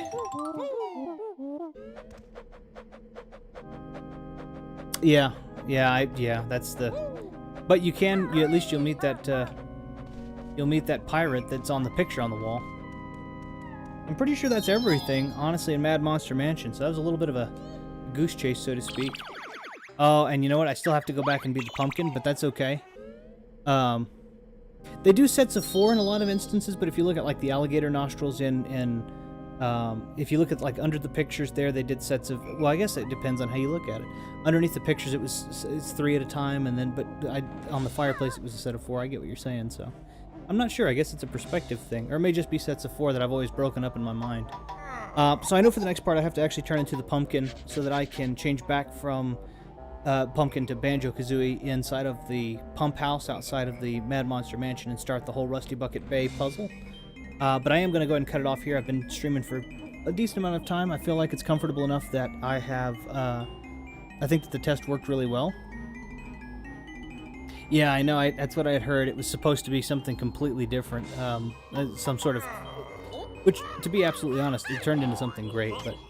But anyway, I think I've been streaming for a while. It looks like the test worked. It looked like this is nice and clear. Everything didn't seem to lag. We didn't drop connectivity or anything. So I do want to say, for anybody who jumped in, especially you, Video Games for Fun, or Viddy, I really appreciate you for jumping in and keeping me company this whole time and helping me with this test, as well as hopefully enjoying the game with me. I'm going to go ahead and pause it, and I'm going to go ahead and jump us off to the it makes me think there are multiple. Thank you very much. The thing with sets of notes in the game makes me think: are there multiples of 3? I don't know. That's a good question. That's a really good question. But hey, I really, really appreciate you for jumping in with me, and I really appreciate you for keeping me company and for doing this with me. It was a great test. I think it did really well. And so thanks so very much. I'll hopefully jump on a more regular schedule as I get more familiar with this. For now, I'm going to call this good, and I think my wife and I are probably going to be taking care of things out of town for the next day or so. So if I can jump on or have availability, I'll try to put an announcement on Twitter ahead of time and then hop on. But thank you so very much, and like I said, especially to you, Viddy, and hopefully we'll see you guys all next time. We'll see you next time.